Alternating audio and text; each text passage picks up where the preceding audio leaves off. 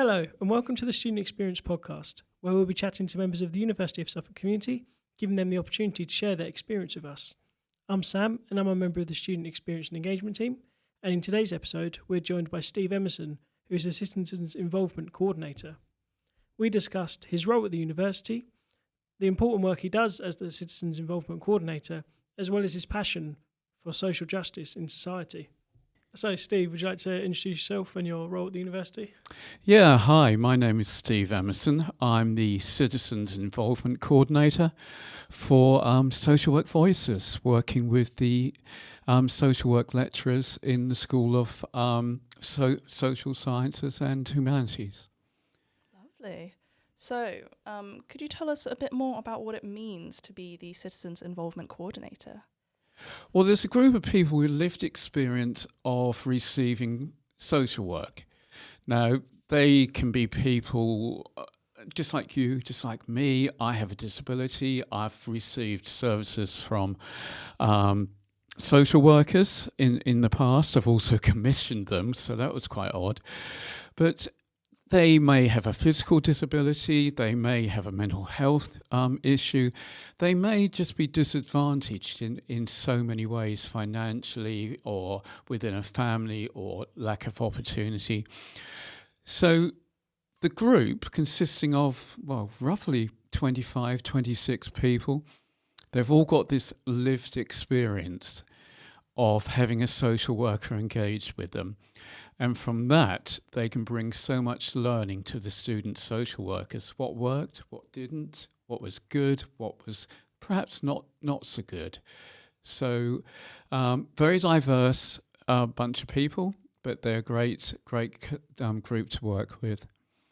So I guess that's brilliant for the students to get that real world experience of, they do the theory, but also they can actually see what is happening out there.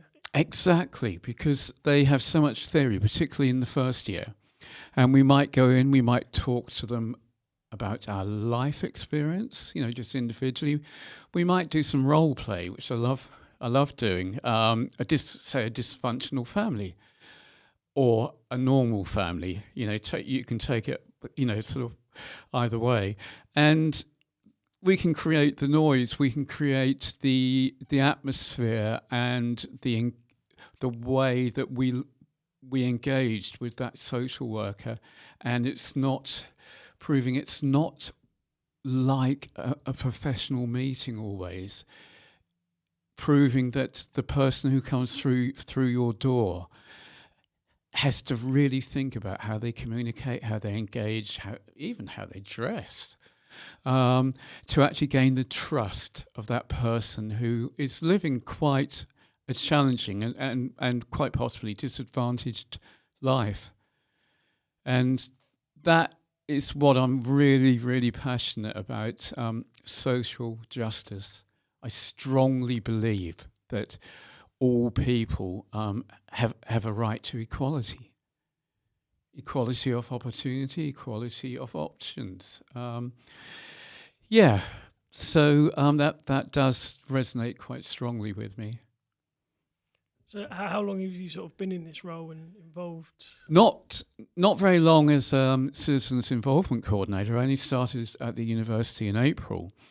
But for quite a few years, I was actually a member of Social Work Voices, bringing my experience of a commissioner of social services, and also as a user of social services. That having that social worker knock on my door, I can really bring what I was feeling, and I was so unfair to her, and I was really difficult because I was in quite a bad, position at the time, and she was brilliant, and she stayed with me on that journey, even though I felt afterwards she could quite easily have walked away, because I really did not want her in my home.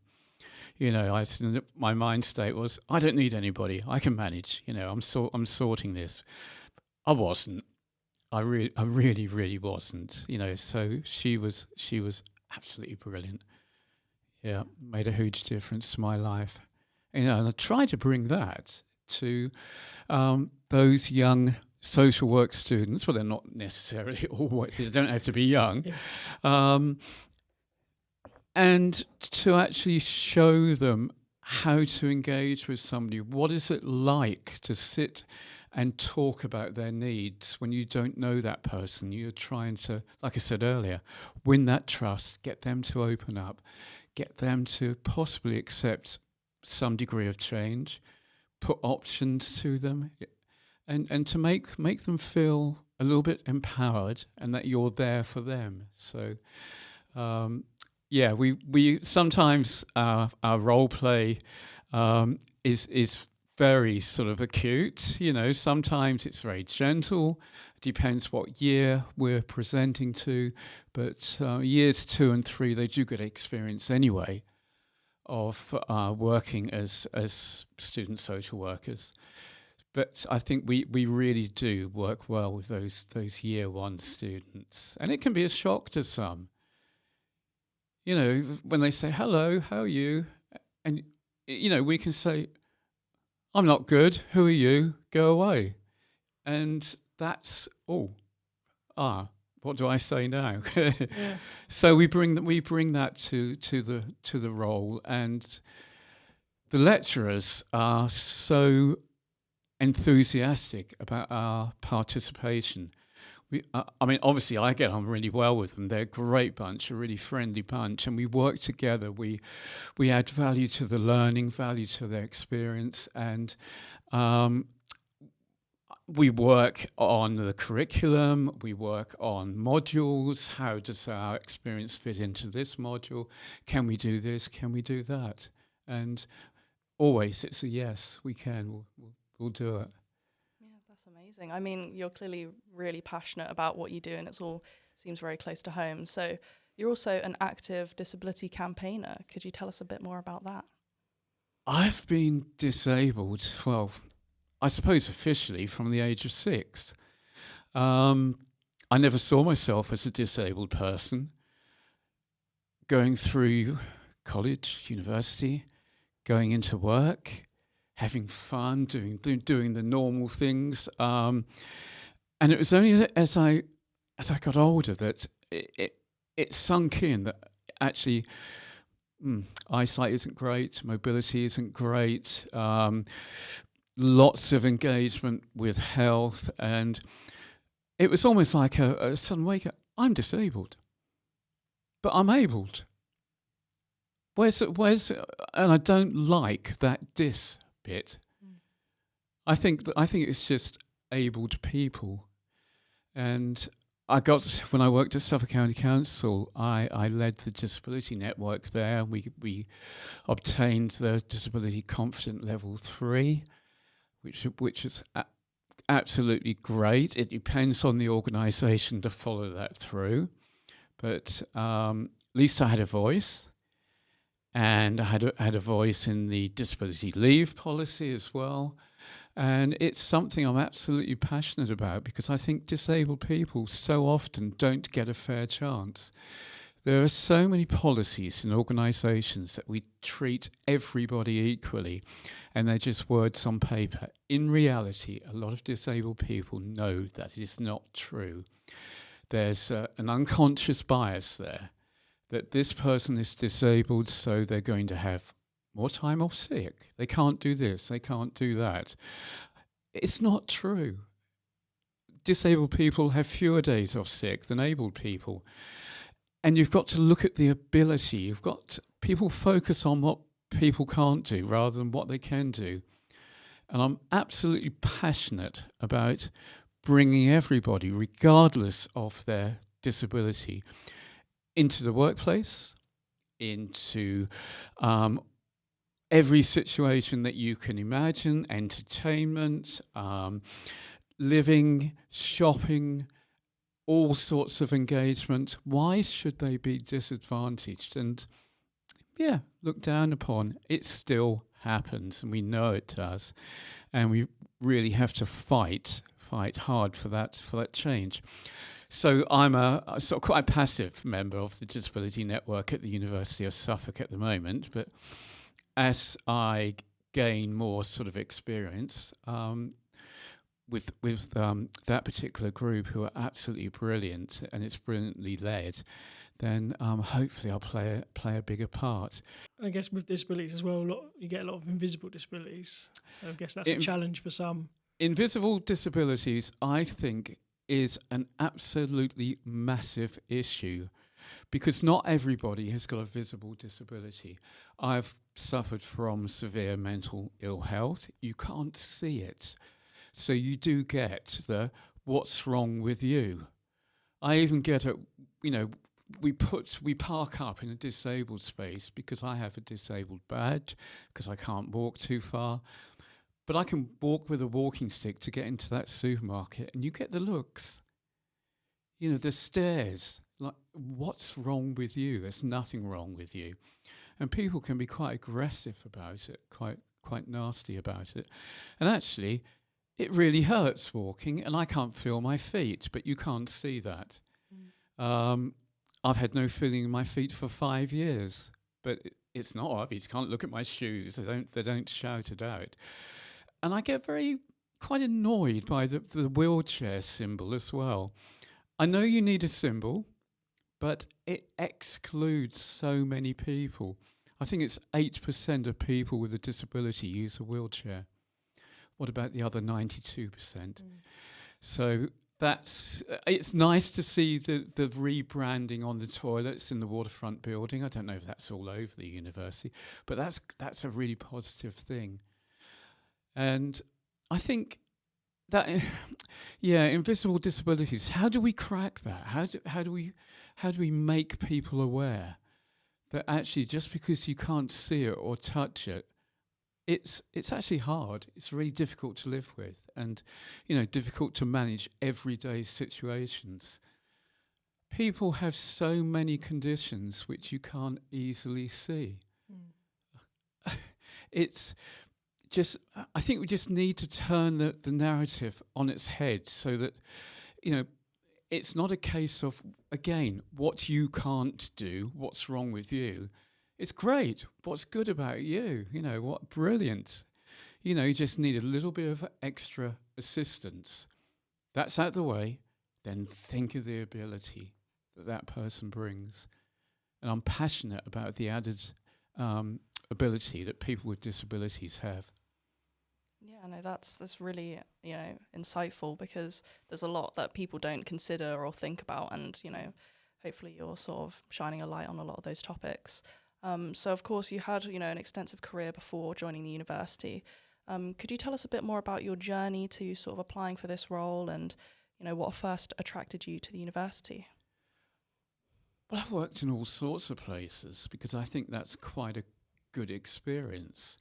Sometimes that's by choice, sometimes it's not by choice, and I just have to, okay, that job's done, that's over, that contract is finished, I need to now move on. So I've worked for local authorities, in IT, in social care, commissioning services, working with different agencies, working a little bit abroad as well. So mainly a lot with Suffolk County Council. I've had 2 or 3 jobs. I worked on the hold, on the business case for the hold. I've worked for a charity, Citizens Advice Bureau, which really put me in touch with people who desperately needed help. And I was a benefits advisor.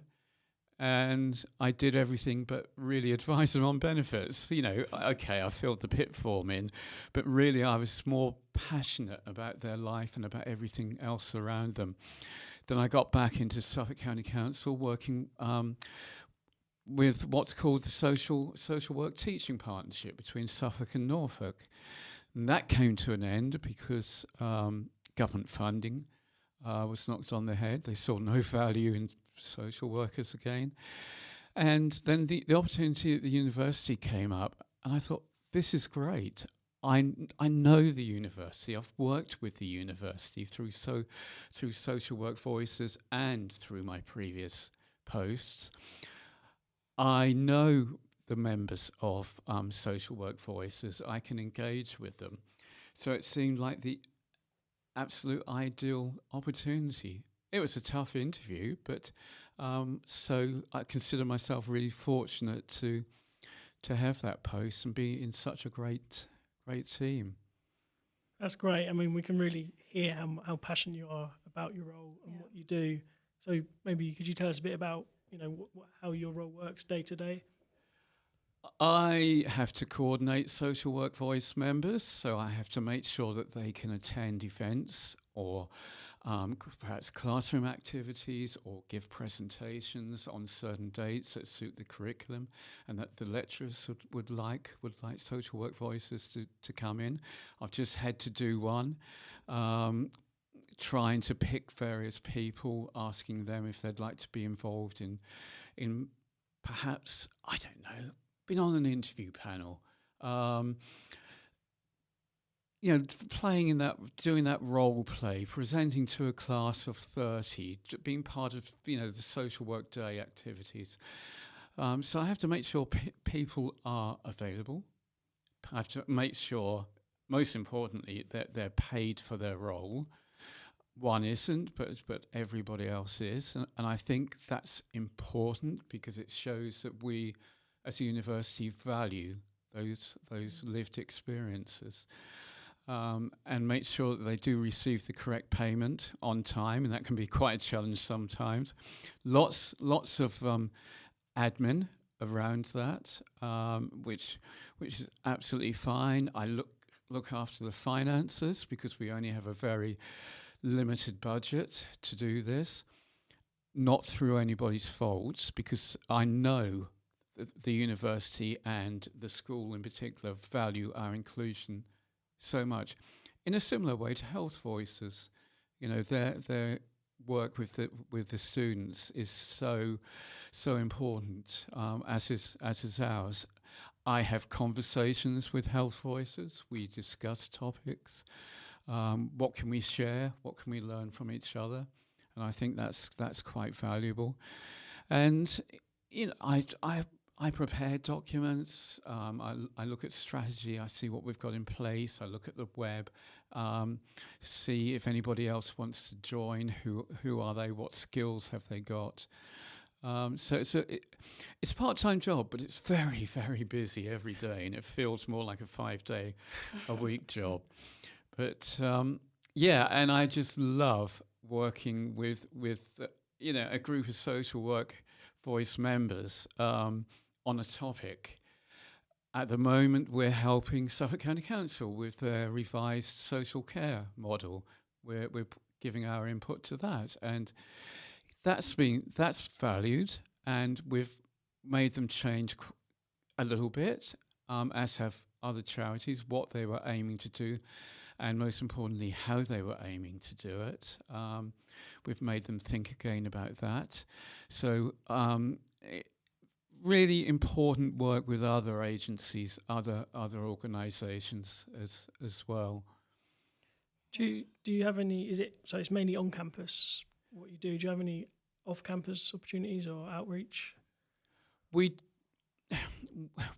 will go to other organisations that are reasonably local to Ipswich, but mainly it's on campus, it's over Teams or in person, and I think we're increasingly moving to an in-person environment, as we are for student interviews.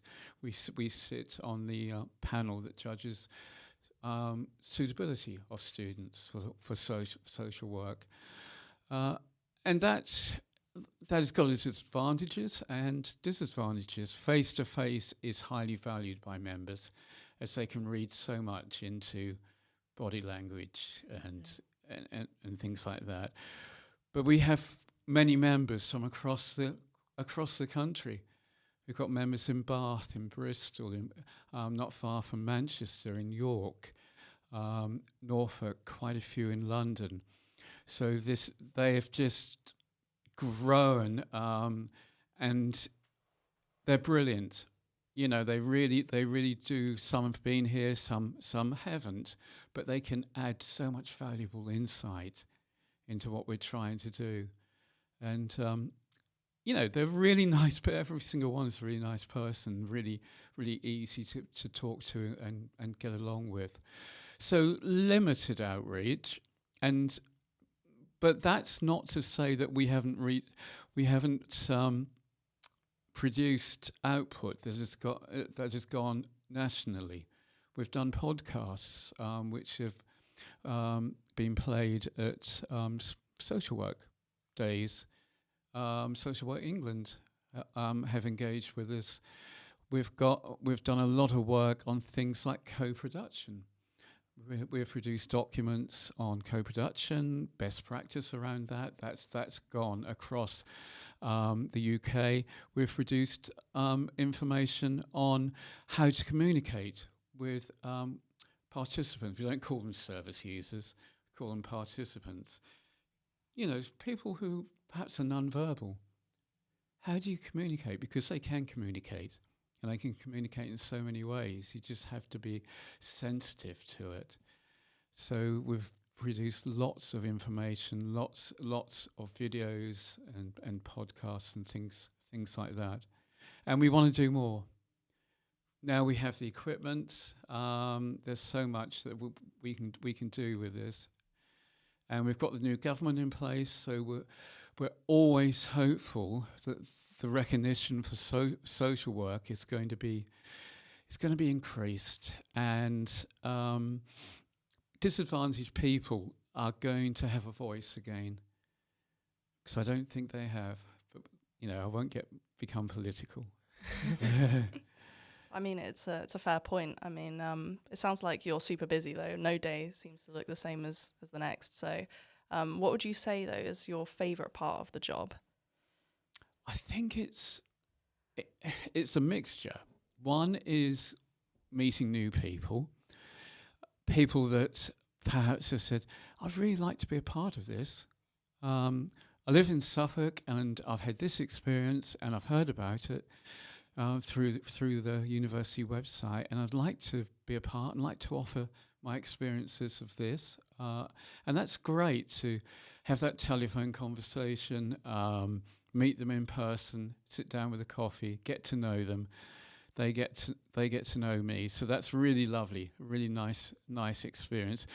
I'm not trying to grow the group, but there's a difficult choice when somebody comes along and they can really offer some insights and some real value to the learning. I also like working with small groups of members on a particular topic. We worked together, there's probably about 7 or 8 of us, when Social Work England were reaccrediting the course. And we had a slot. And for that hour, we absolutely bombarded them with all the good things that we'd done. And it was really, I said afterwards to them all, that was absolutely brilliant. You were superb. And I think the expressions at the end, from Social Work England really was a wow. Yeah. This is a real strength for the university, and that's absolutely brilliant. And that's what it's all about. That links quite well to what our next question was going to be, which is there a moment that you're most proud of from your time here so far? Perhaps it was that you just said. I think that was one of the real standout experiences from the last 2 or 3 months. I think I've worked on a one-to-one basis with certain people, and they've been really thankful. And I get quite embarrassed by that. All I can do is just give them a little bit of my knowledge, a little bit of my experience. And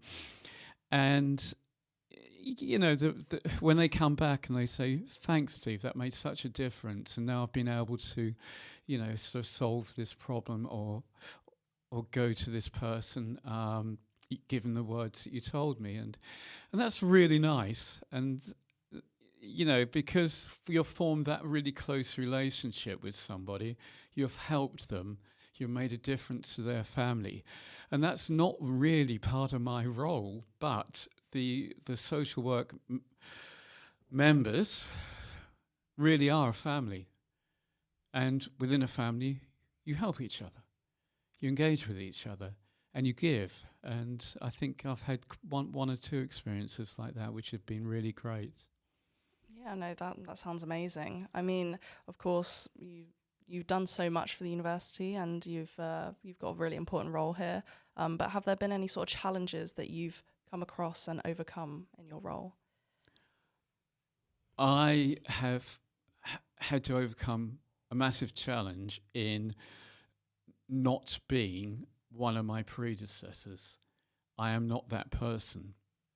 I am Steve. I might do things differently. I might, not say the same things, not do the same things. I might criticize something or challenge something, or I might say, this would be really great, whereas this is new to somebody and they find it challenging, and I've had to stand up for certain subgroups within the social work voice family. I mean, it's important to always be evolving, right? Always coming up with new ideas and approaches. So, yeah, and I like to think that I do have some new ideas, and I like to think that I will perhaps bring some of my knowledge and experience into the role, and I think that's only right.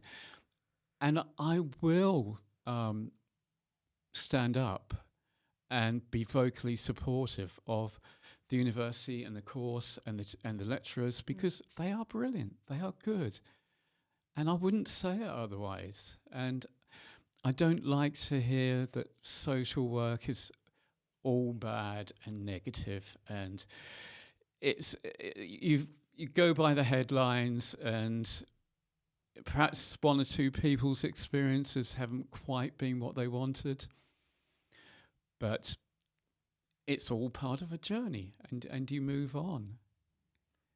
No, that's great to hear.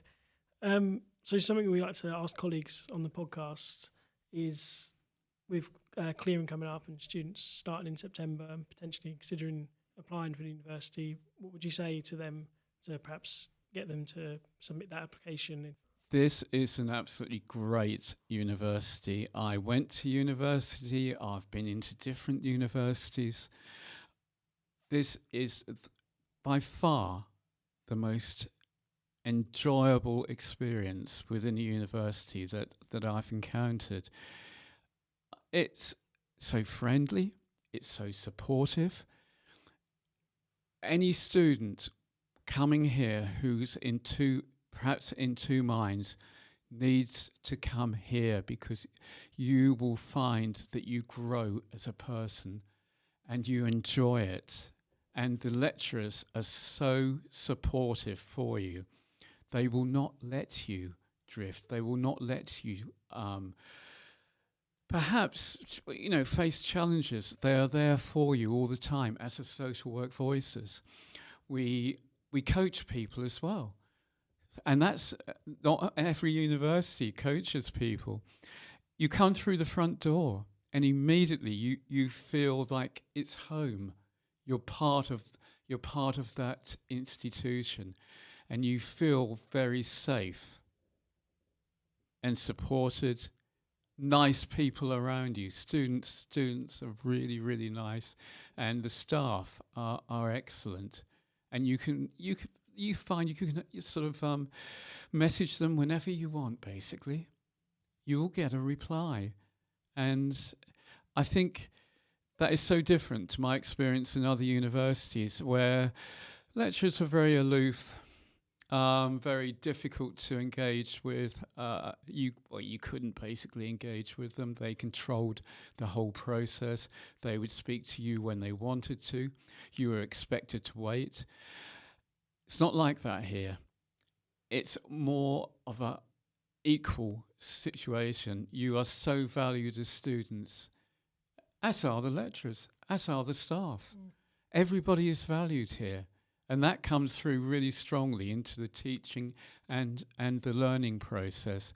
You will find the lecturers, and I'm speaking on behalf of social work, but I'm sure that's true across the university, are some of the best in the UK. They've been acknowledged for that. I've listened to lectures and they are superb. And we're really, really lucky as a university to have the staff that we have, because they bring so much. And you will enjoy the environment. You will enjoy the friendships that you make and the attachments, which will be lifelong. And it's just so welcoming. And I've been so almost scared to go through as an adult, to go through doors of certain universities, because you immediately feel small. You don't hear. You immediately feel like you've got an arm around you, and you will achieve. You will definitely, absolutely achieve. That's so amazing to hear. So if you had one piece of advice to give to those students who may be joining us this year, what would it be? Embrace the experience. Use it for what it is, which is to empower you to be the real person that you are, to take in all that learning opportunity, to have an enjoyable time as well while you're learning, and to be totally focused on the end goal. With social work, you don't become a social worker after you're qualified. You need experience, and it's a long journey, and it's a challenging course, because it has to be, because you're dealing with people's lives. But you will be enriched by the experience if you allow it. And I just think that I wish I had my time again, because I would definitely come here 100%. But that's not to be, unfortunately. But I would say just embrace everything about the experience. I think one of the great things about university is it is a smaller university, so often the cohorts are smaller sizes, so you can really build those relationships with the lecturers and they understand you. Exactly, they do. And I think there's so many advantages to being that smaller university. You're not just one of a number. You're not just lost in the mix. I went to university and didn't really turn up for the first year, and nobody really noticed.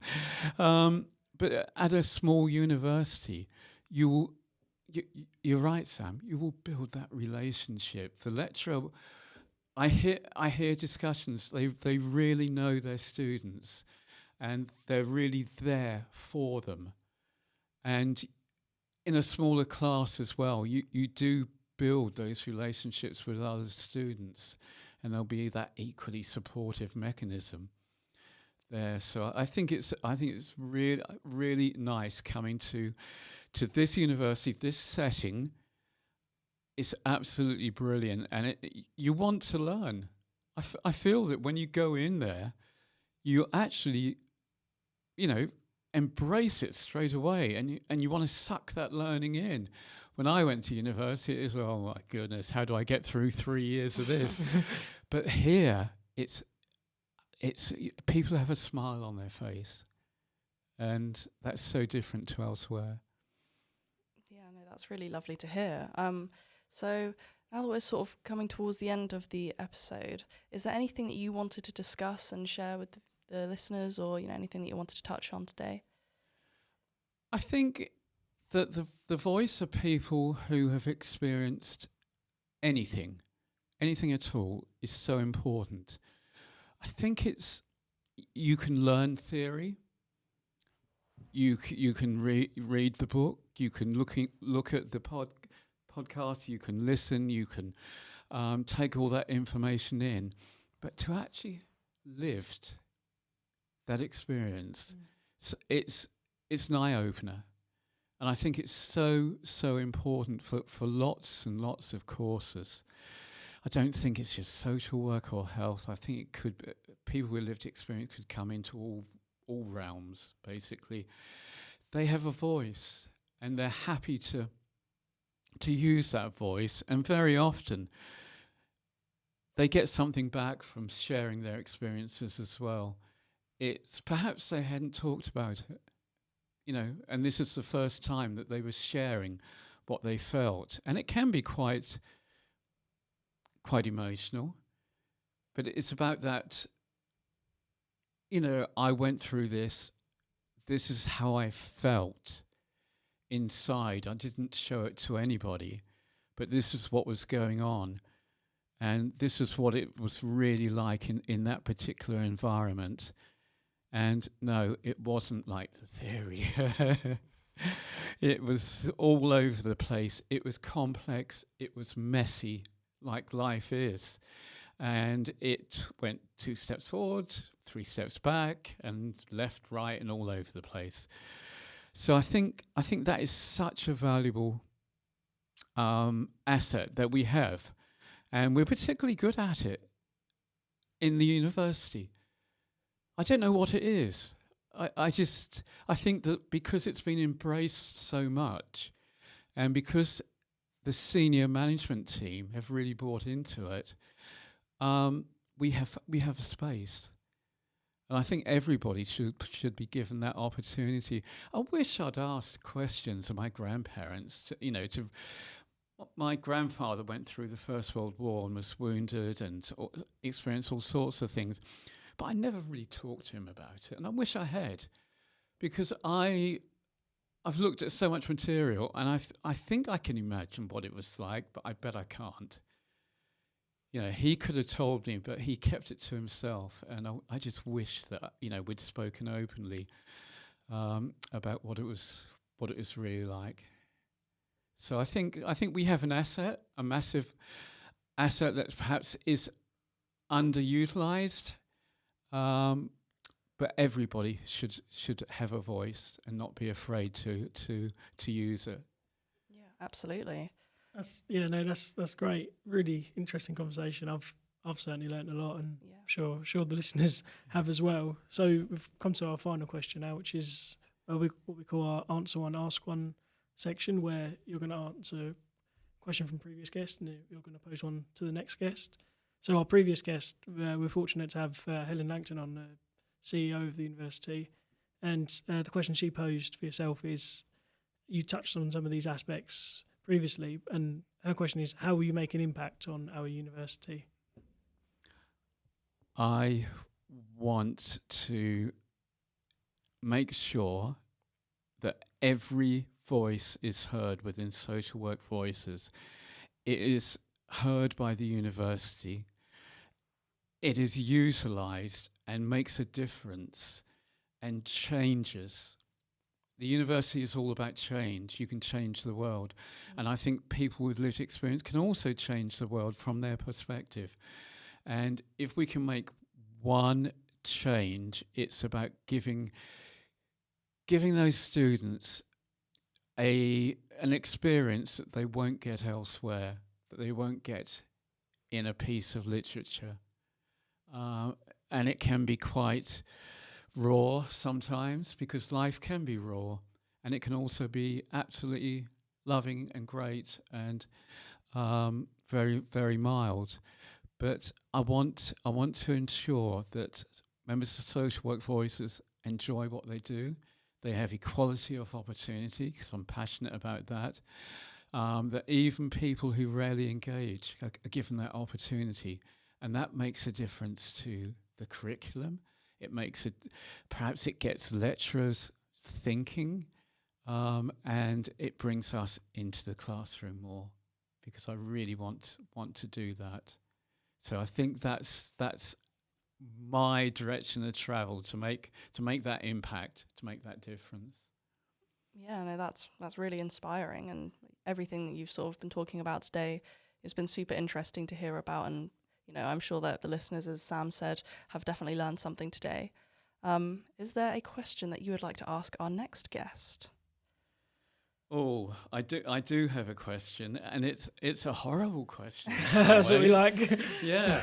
I want to ask why you should be doing the job you do and not somebody else. Ooh, that's a good one. A spicy question.